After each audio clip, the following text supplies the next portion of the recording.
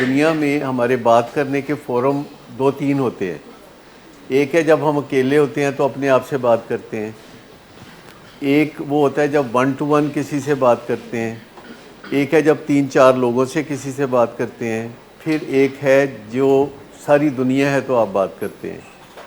तो फ़र्क क्या होता है वन टू वन या अकेले में जब बात करते हैं? कभी आप अकेले में भी तो अपने आप से बात करते हैं ना, अपने आप से सवाल करते हैं, अपने आप से जवाब देते हैं, और वो शायद सबसे आसान होता है।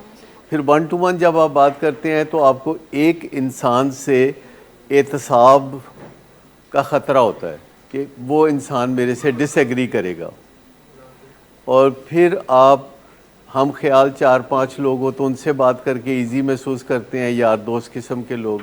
और एक है सारी दुनिया के सामने बात करें, भरी पंचायत में बात करें, तो पंचायत की जो शऊर होती है वो बहुत काम की होती है। जब बहुत सारे लोग मिल के सोच विचार कर रहे होते हैं, कलेक्टिव कॉन्शियसनेस जिसको हम कहते हैं। पर ये सबसे मुश्किल होता है।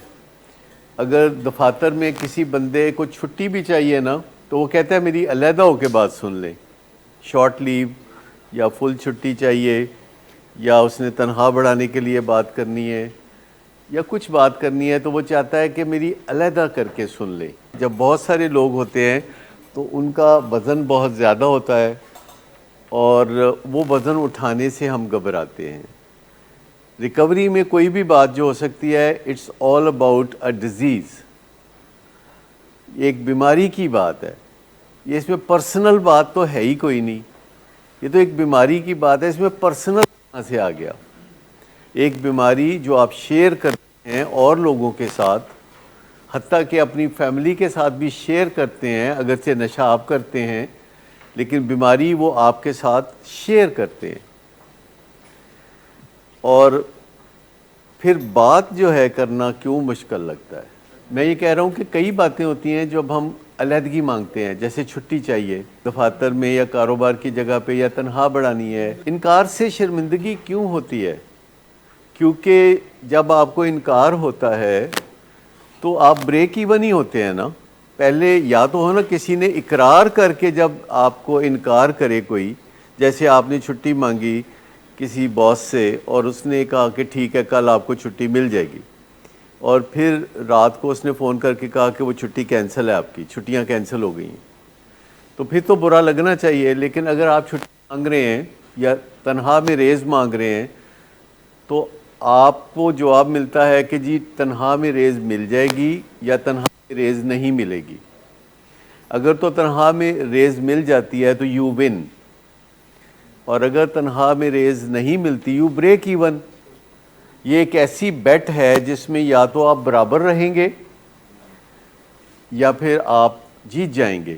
मुझे बताइए कि अगर आपको ऐसी बेट लगाने का मौका मिले, दिन में कई दफ़ा या महीने में कई दफ़ा, कि जिनमें या तो आप ब्रेक इवन रहें या आप विन करें, तो अल्टीमेट आपका नतीजा क्या निकलेगा?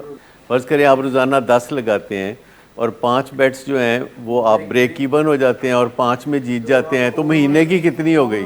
You are winning, generally you are winning.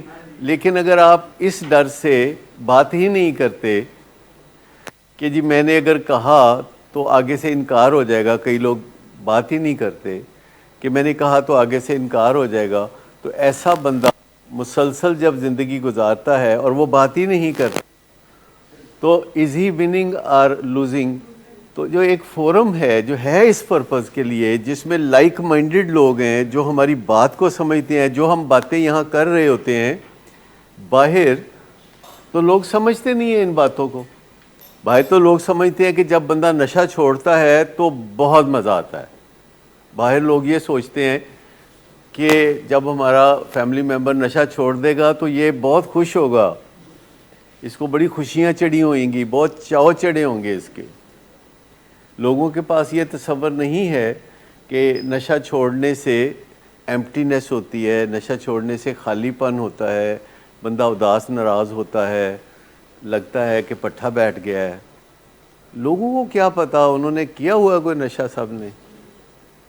Even family members को पता नहीं होता, और फैमिली मेम्बर समझते हैं कि अगर कोई बंदा नशा छोड़ देता है 100 दिन और मोटा ताज़ा होके अच्छे अच्छे कपड़े पहन के घर जा रहा है, तो फैमिली मेम्बर्स समझते हैं कि इसके अंदर से खुशियाँ जन्म लेंगी और ये जहाँ से गुजर जाएगा खुशियाँ बखेरता हुआ जाएगा। लेकिन फैमिली मेम्बर्स जब यहाँ आते हैं तो उनको बताया जाता है कि नहीं, ऐसे नहीं होता। जब पेशेंट नशा छोड़ता है तो नए किस्म के सिम्टम्स पैदा हो जाते हैं। जब नशा करता है तो एक किस्म के सिम्टम्स पैदा होते हैं, जब नशा छोड़ता है तो दूसरी किस्म के सिम्टम्स पैदा हो जाते हैं। लेकिन जब नशा करते रहें तो सिम्टम्स बढ़ते जाते हैं, लेकिन जब नशा बंदा छोड़ता है तो सिम्टम्स कम होते चले जाते हैं। Good afternoon sir. Good afternoon. Sir एक क्लाइंट बहुत देर से आपका इंतज़ार कर रहे हैं। क्या? तुम्हें किसने कहा था अपॉइंटमेंट देने को? सर कल शाम आप ही नहीं तो कहा था। झूठ बोलती हो तुम। मैंने तुम्हें कब कहा था?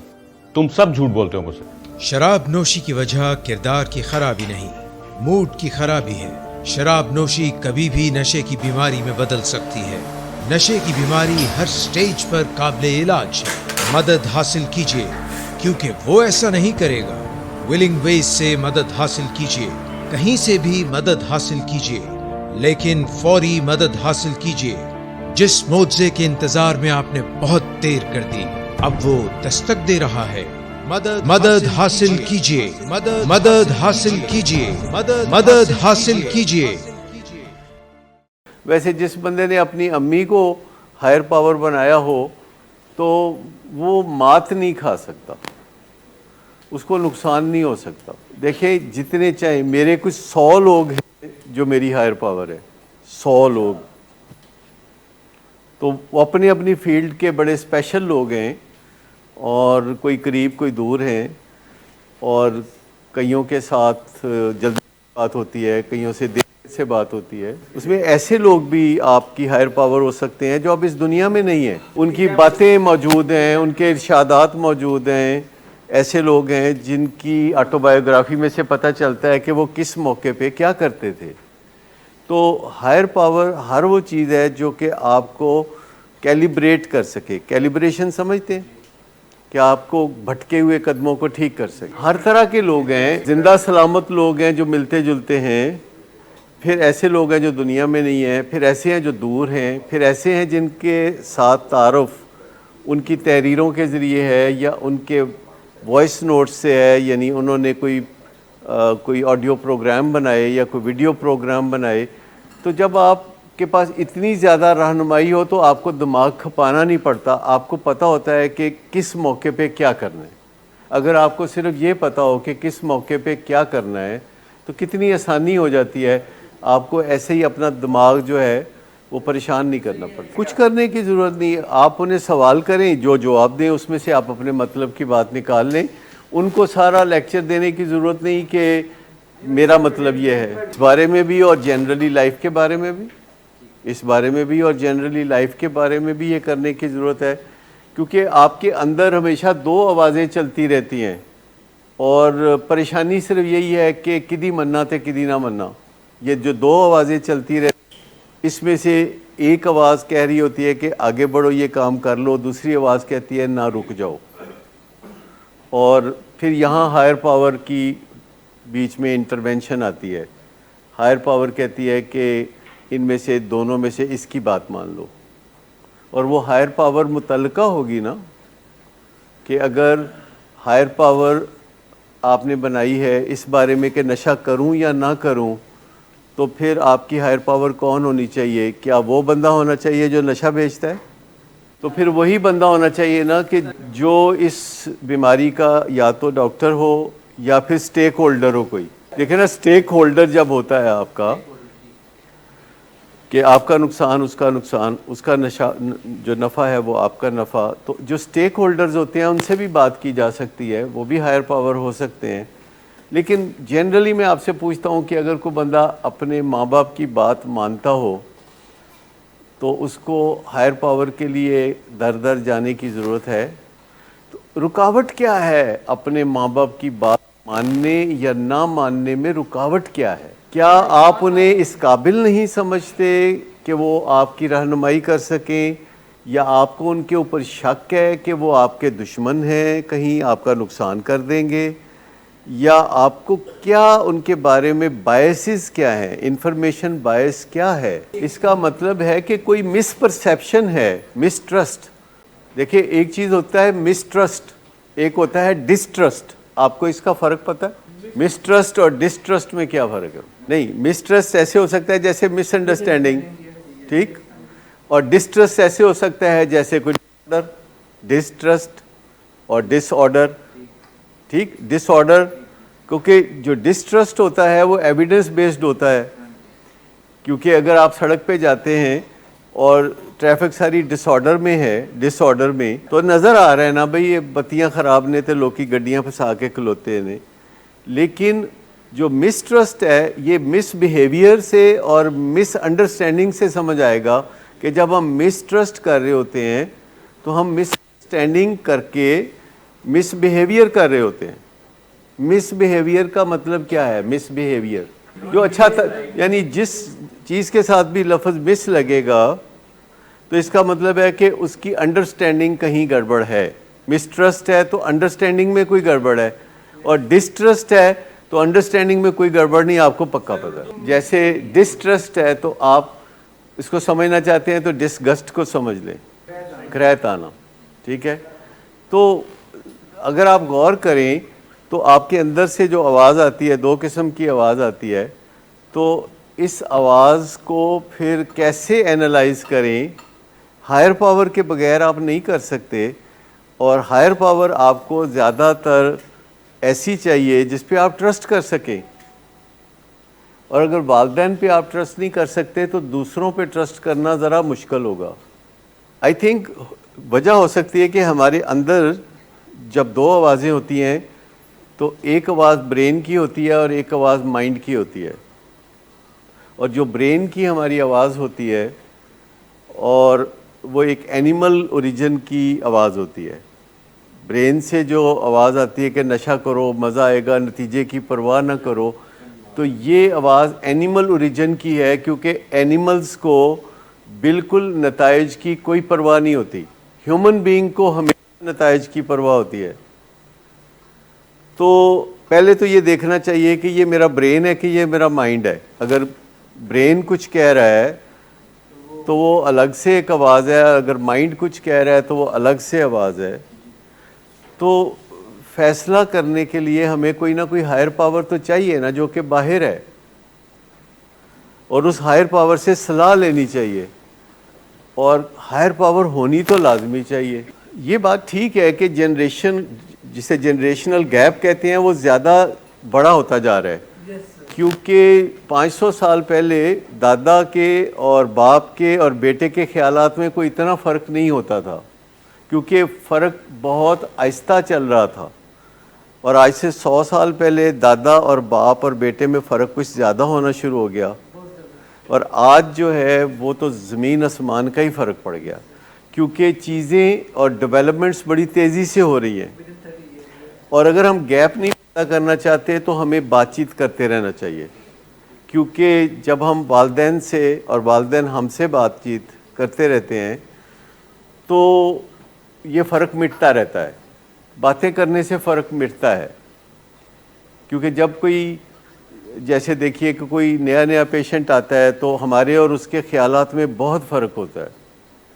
फिर 100 दिन के बाद उसके ख़यालात और हमारे ख़यालात में काफ़ी मुमासलत होती है, और फिर आउटडोर में जब वो आना शुरू होता है, फिर वो 1 साल की रिकवरी, 2 साल की रिकवरी, 10 साल की रिकवरी, और बाद में फिर फ़र्क ही नहीं रहता। वो सारे ख़यालात हमारे और उनके आपस में गड़मड़ हो जाते हैं, और फिर एक वक्त ये भी आता है कि हमें किसी मशवरे की ज़रूरत हो तो हम उनको बुला लेते हैं, जो 25 साल की रिकवरी वाले हैं।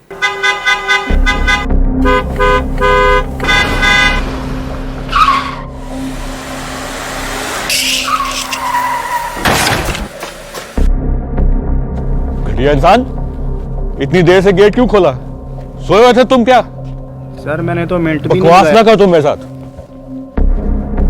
क्या कर रहे हैं आप? अब्बा जी घर पे हैं, नशे में गालियां दे रहे हैं। खुदारा होश में आए, क्या हो गया आपको? होश में कैसे आऊं?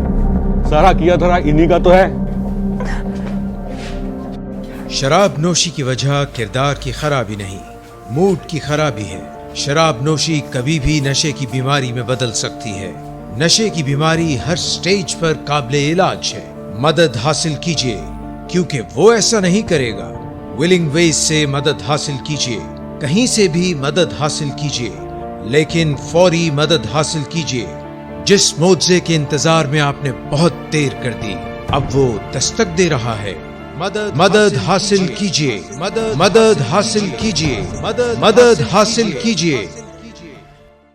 तो ये सुपरफिशियली दोस्तों के ऊपर ट्रस्ट इस वजह से होता है जी। दोस्त तो साथ देते हैं ना, गलत हो सही हो, सारे दोस्त साथ देते हैं। दोस्त झूठ बोलते हैं, झूठी कस्में खाते हैं, हमारे राज रखते हैं। कभी किसी दोस्त को ये तौफीक नहीं होती कि वो कहे कि नहीं भाई मैं तुम्हारा राज नहीं रख सकता, इसमें तुम्हारा नुकसान है।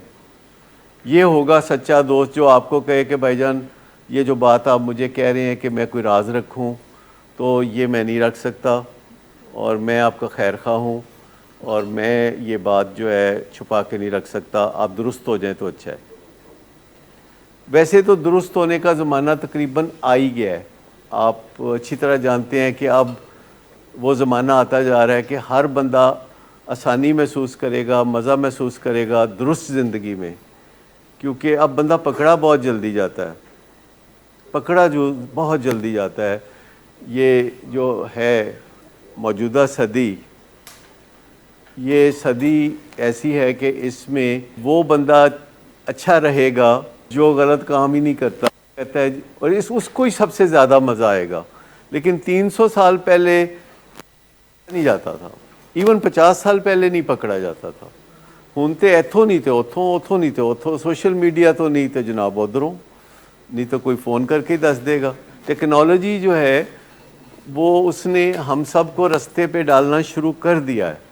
सिगरेट के बारे में हम सबको बार बार कहते हैं कि सिगरेट के ख़िलाफ़ जो जंग है वो आप पूरे दिल से जारी रखें, आप विन करेंगे।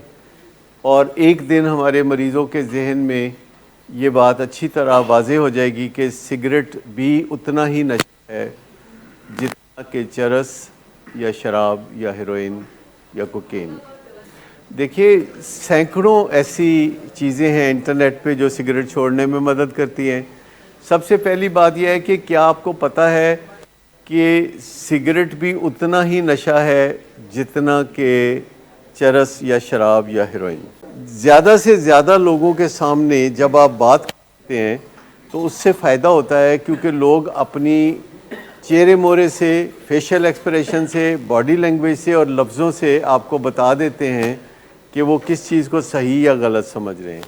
एक बंदा जब आपसे बात कर रहा होता है तो वो बाज़ औक़ात दबाव में आ जाता है, लेकिन जब ज़्यादा बंदे होते हैं तो वो हक सच की आवाज़ कर देते हैं। मैं खाली पेशेंट्स के एक्सपीरियंस की बात नहीं कर रहा, यहाँ फैमिलीज़ मौजूद हैं, यहाँ यानी काउंसलर्स मौजूद हैं। ये तो ट्रायंगुलर सेशन है और यहाँ कोई किसी के लिए ताना नहीं दे सकता, यहाँ कोई ताना देने वाला नहीं है, यहाँ लोग आपको सपोर्ट करते हैं। और मैं आपको बताऊं कि जनरली 1 to 1 गलत बात करते हैं, हाँ में हाँ मिलाते हैं, लेकिन जब कलेक्टिवली बात होती है तो लोग हक सच की बात करते हैं। सबके सामने लोग हक सच की बात करते हैं।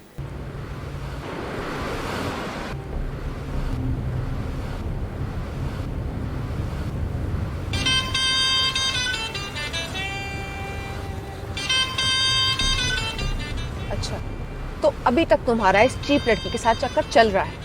तुम कौन होती हो मुझे पूछने वाली? ओके, और तुम इन घटिया लड़कियों के साथ गुलछर्रे उड़ाते फिरो तो मैं चुप बैठूं? Get out.